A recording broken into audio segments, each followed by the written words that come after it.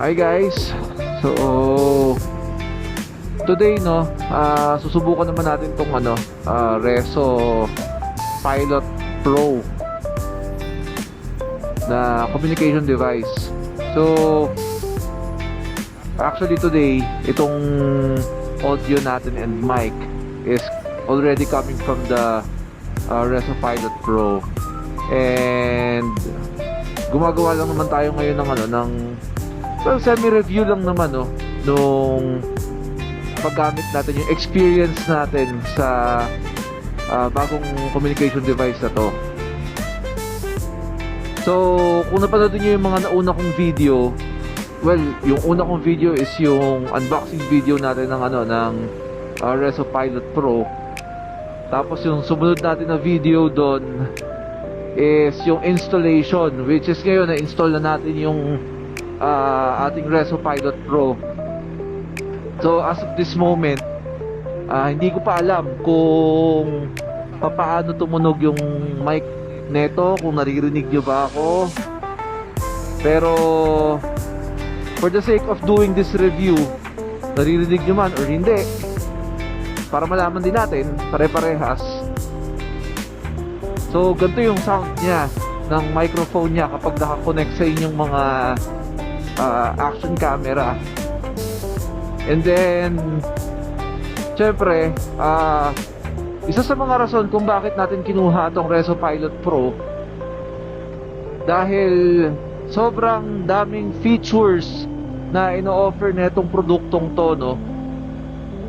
At the same time, yung features na ino-offer niya ay napakasulit para sa presyo niya kung ikukumpara natin sa nearest competitor brand niya, na I believe karamihan siguro sa atin ay nakapag-try na, or baka nga ngayon kayo ginagamit ninyo. And by the way, hindi nga pala to sponsored So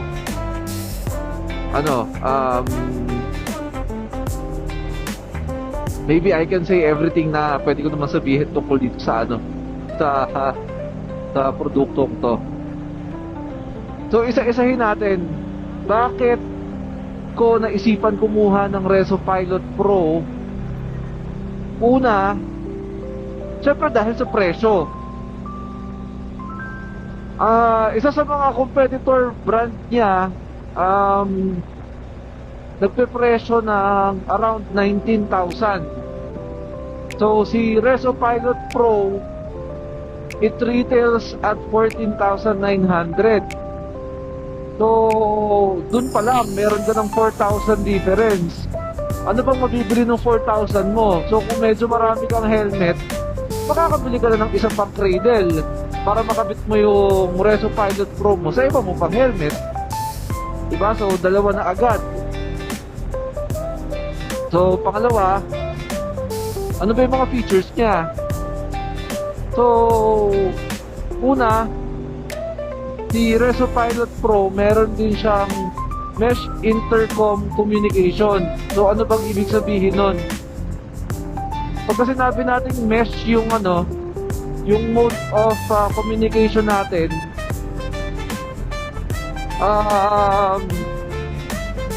para siyang web na dugtong-dugtong, no, na kahit na may maputol na isa, hindi ma-disconnect yung mga kasama nyo.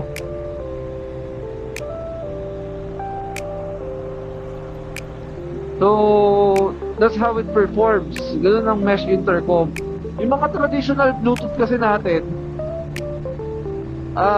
or traditional intercom or communication device, nagpa-function sila through Bluetooth. So kapag kasi Bluetooth yung means of communication ninyo, what will happen if you're a big group, kapag naputol yung isa, putol na lahat. So that's how it works. So kay mesh, hindi siya ganun.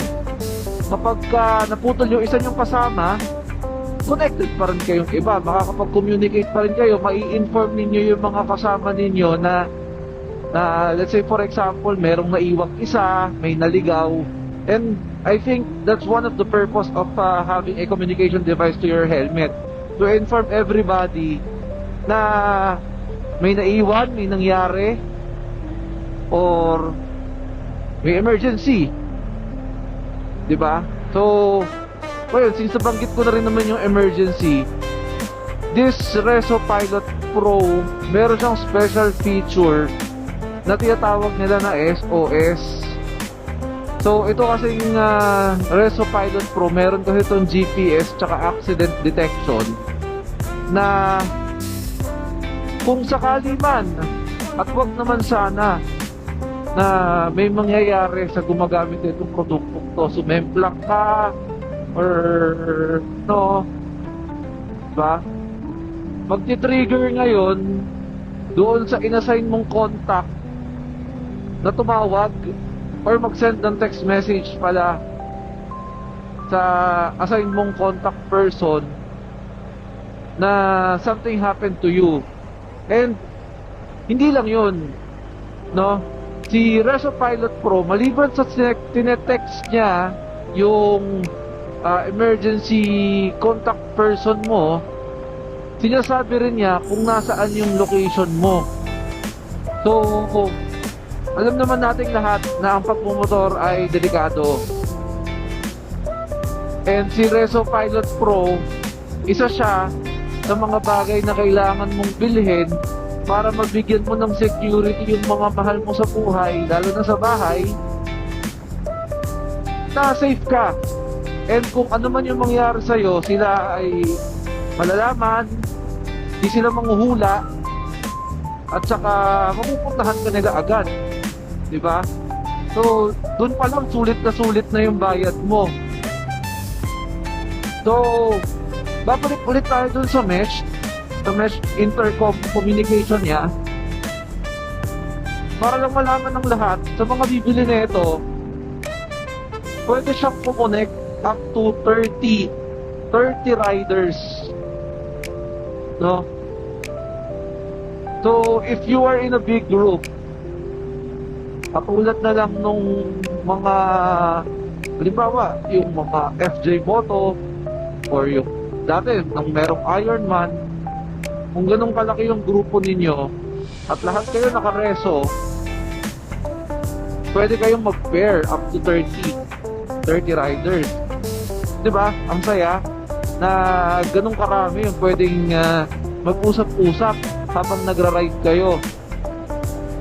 So, syempre maliban sa pagchichismisan habang nagra-ride, kaakibat pa rin syempre yung safety. Dahil kung sino man yung leading dun sa, or yung tawag nila usually is yung spear sa riding group ninyo, he can always advance and share the information up in front of him to the other riders na sumusunod sa kanya. So, halimbawa mayroong mga nag-counterflow na sasakyan na pasalubong. So, di ba, maganda na mako-communicate ng spear ninyo sa lahat ng riders niya na kasama na merong nag-counterflow. So, mas nalilesen yung accidents dahil nakakapagbigay ng advance information yung rider na nasa unahan. So, okay. After the mesh intercom communication, ano pa bang feature niya? So, kanina na-mention ko na 30 riders makaka-connect kapag nakareso kayo. So, kung meron kang other brand of communication device, hindi ka naman ma-left out sa grupo. Dahil si Reso, hindi siya madamot na i-share yung communication na function niya with other brands through na tinatawag na bridge. So even if you have a different brand of communication device, you can still pair your Reso Pilot Pro to them para makapag-usap pa rin kayo. Pero this time, instead of using the mesh communication, you will be paired si Reso Pilot Pro at saka yung Brand X na communication device ninyo. Magpe-pair silang dalawa through Bluetooth. So ngayon, paano ba nangyayari yun? So itong device natin, no? Kapag nilagay natin siya sa Bluetooth mode at si Brand X, pinair natin siya sa Bluetooth mode ng kanyang device. Once paired na yung dalawa, isi-switch back lang natin ulit si Reso Pilot Pro sa intercom mode. Si Brand X, kasama na siya dun sa group natin ng intercom. So ganun lang siya kadali, hindi siya ganun kakomplikado. So dalawa na yung napag-usapan natin, yung mesh at yung bridge para sa other communication devices. Ano pa ma-offer ni Reso Pilot Pro? Bakit nga ba siya mas maganda kesa sa ibang mga brands, no? So isa sa mga added feature nito na ako personally manghang-mangha ako, meron siyang feature na unlimited yung range. Paano naging unlimited yung range? Siyempre sasabihin niyo imposible yan dahil kapag ka nag-pair kayo nung kasama mo, madi-disconnect lang yan kapag lumayo yung yung isang rider. Well, maybe correct kayo. Correct kayo in a sense na kapag ibang brand yung ginagamit ninyo. Kay Reso Pilot Pro, meron na siyang function to connect into a hotspot. Hotspot through your mobile phone. So the reason why you need to connect your Reso Pilot Pro to a hotspot, because pag nakakonect sa hotspot itong Reso Pilot Pro mo at yung isang kasama mo sa group ay nakakonect din sa personal hotspot, kahit nasa bahay pa siya at ikaw ay nasa bahay mo pa, pag binuksan ninyo parehas yung Reso Pilot Pro ninyo, magkakarinigan na kayo. Ganun siya kaganda. So kung ako, nakatira ako sa Batangas at yung kasama ko ay nakatira sa Ilocos, tapos magkikita kami para sa ride sa Petron Marilao, pwede na kami mag-usap kahit paalis pa lang kami ng bahay para malaman namin kung nasa na kami. Ganun siya kaganda. So imagine kung magkakasama kayo, nagkalayo-layo kayo ng biyahe, nagkahiwa-hiwalay ng exit, diba? You will still be able to communicate with your colleague na ligaw for as long as nakakonect siya sa hotspot. So masasabihan mo siya na nagkamali ka ng exit, antayin ka namin sa gantong lugar, hihinto kami, bumalik ka, diba?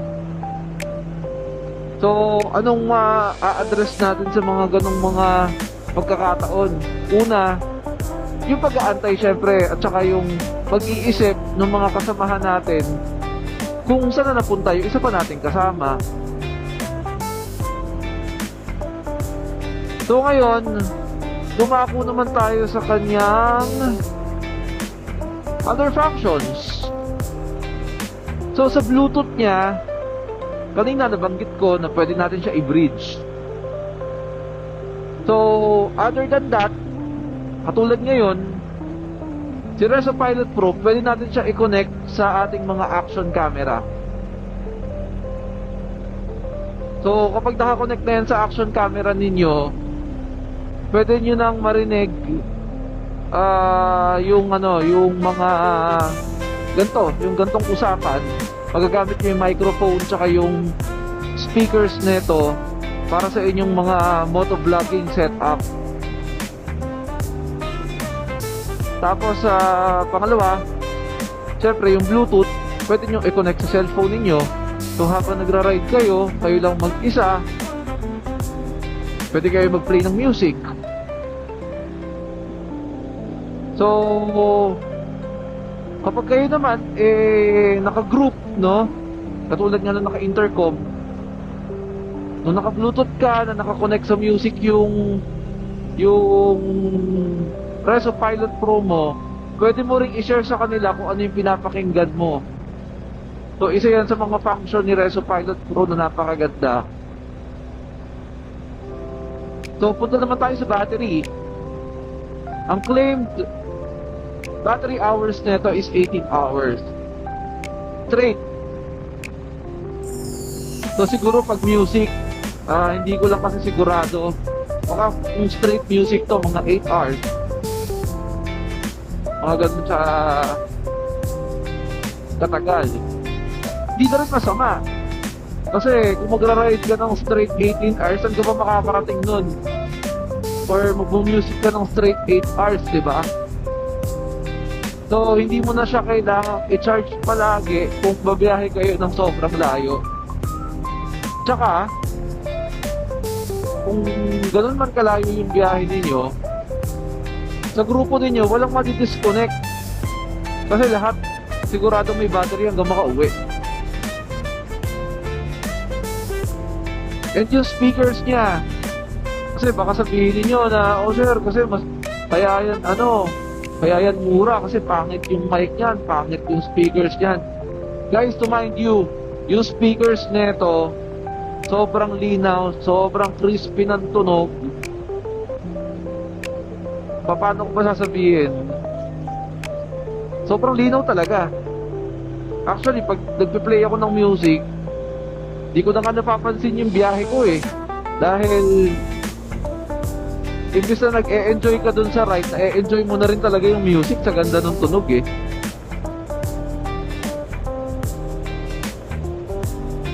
Then what else? Charging niya mga less than an hour, full charge na to. Tapos yung usability niya halos parehas dun sa isang competitor brand natin, no? Meron din lang siyang roller dito to adjust the volume para lakasan tsaka hinaan. Tapos kasi parang meron din siyang menu kapag tinurn on mo siya. So if you're going to select those menus, lalo na sa Bluetooth mode, tatanungin ka kasi niya kung yung mode ba nung Bluetooth mo is ilalagay mo sa phone, ilalagay mo sa camera, or ilalagay mo sa pag-bridge. So kapag papalit-palitan mo siya, kunwari pag pindot mo ng Bluetooth pairing, sasabihin niya phone. Pag denial mo siya, tinurn mo yung roller niya, sasabihin niya phone, tapos camera. Yun, camera yung kasunod. Tapos kapag denial mo siya ulit, sasabihin naman niya is bridge. So itong Reso Pilot Pro, very straightforward kung paano siya gamitin. And yung build quality mismo nung device na to, ito, papakita ko sa inyo. Yan. Ang ganda. Maganda. Mukha talaga siyang matibay. Tapos yung weight niya, dito nagkaroon ng disadvantage si Reso Pilot Pro, no? So weight. Kasi kinumpare ko kasi side by side yung mga ibang brand and yung top brand competitor neto, mas mabigat siya. So ano bang ibig sabihin nun pagdating sa communication device kung weight lang naman, di ba?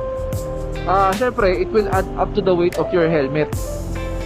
And the heavier the helmet is, syempre, yung pagod sa matagal na biyahe, mas mararamdaman ninyo. Although, yung weight difference neto compared to doon sa binabanggit ko na top competitor brand, sobrang liit lang ng difference. So, actually, pag suot nyo na yung helmet, halos hindi nyo na rin siya mararamdaman. Okay? So, guys, di ko alam kung nabigyan ko ba ng justice yung short review ko sa Reso Pilot Pro, pero ako, I'm just speaking through my experience sa paggamit ko nito. Actually 1 month pa lang to sa akin, pero sobra ko siyang na-enjoy dahil malayo na siya dun sa ginagamit ko na na communication device. But still, I was able and I had the privilege to try as well yung latest naman doon sa mga competitor brands, and for the price of Reso Pilot Pro, I can say na this is going to be a competitive brand in the communication or motorcycle communication device market. There are a lot of cheaper motorcycle communication device available, pero this one kasi this is on the premium side na rin kasi, although this is cheaper by 4,000 dun sa pinakamahal na alam ko, no? Even though that this is still on the premium side, mura na siya. For you to get all those features na meron to, mura na siya.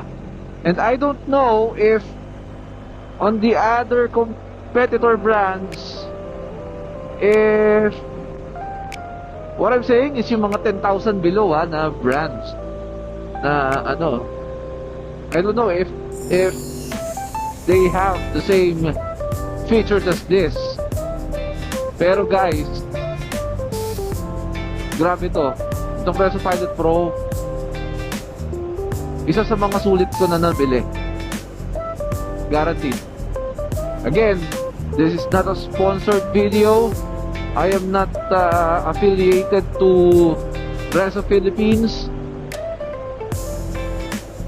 This is just my own and personal experience with this device. Guys, I'm happy. No, and I hope na a lot of you will also purchase this device, kasi syempre if you're in a group, it will be easier for us na mag-pair if we have the same devices. But I'm not saying na you throw away your old devices. Yes, those devices are still good as long as that it helps you, you enjoy it, you're happy, nasulit mo siya. Walang masama dun. Hindi mo naman kailangan magpalit. Kasi ang main goal naman of having a motorcycle communication device is number 1 is safety pa rin. Safety during group rides, and number 2, entertainment. So, ganun siya. For me. So, guys, thank you so much for watching this vlog. And I hope na makapag-create pa tayo ng more vlogs soon. Ciao!